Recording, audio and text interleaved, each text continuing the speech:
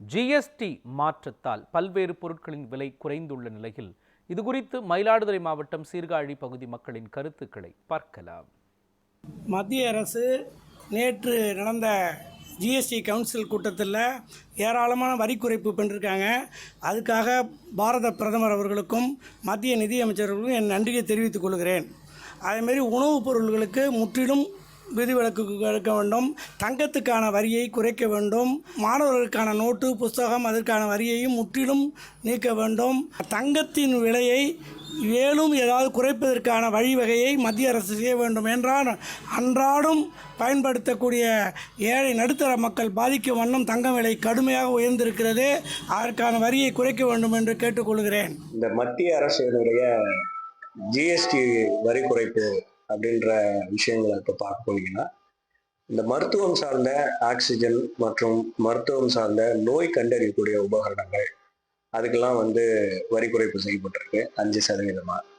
அப்புறம் வேளாண் சார்ந்த பொருட்களை பொறுத்த வரைக்கும் வேளாண்கான உரங்கள், டிராக்டருக்கான உதிரி பாகங்கள் இதெல்லாம் வரி குறைப்பு செய்யப்பட்டிருக்கு.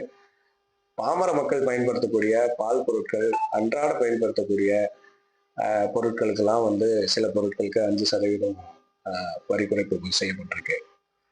ஒரு 7 ஆண்டு காலமா சிரமத்துக்குள்ளாக்கின மத்திய அரசு இப்போ நமக்கு ஒரு ஆதரவா ஒரு விஷயத்த பாமர மக்களுக்கு பண்ண மாதிரியான ஒரு விஷயமா தான் இதை பார்க்கணும். கட்டுமான பொருட்கள் அவங்க வரியை குறைச்சது, சிமெண்ட், மார்பிள்ஸ் எல்லாம் குறைச்சது எங்களுக்கு ரொம்ப சந்தோஷமா இருக்கு.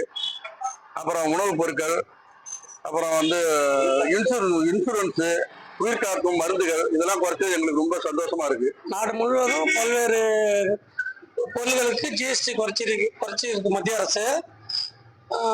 விவசாய பொருட்களில் டிராக்டர் உள்பட மற்ற பொருள்களுக்கும் ஜிஎஸ்டி வரி குறைச்சது 5% குறைச்சது வரவேற்கத்தக்கது.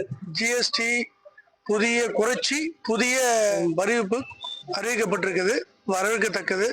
உணவுப் பொருட்கள், பிரெட்டு, பன்னீர், பொருட்களுக்கு வரி குறைக்கப்பட்டுள்ளதால் ஏழை எளிய மக்களுக்கு வாழ்வளிக்க சிறப்புகள் உள்ளது. அதே மாதிரி போதைப் பொருட்களுக்கு, பான் மசாலா, குட்கா பொருட்களுக்கு 40% வரிக்கப்பட்டுள்ளதால் போதைப் பொருட்கள் அடிமையாவதற்கு குறைய வாய்ப்பு உள்ளதாக கருதப்படுகிறது.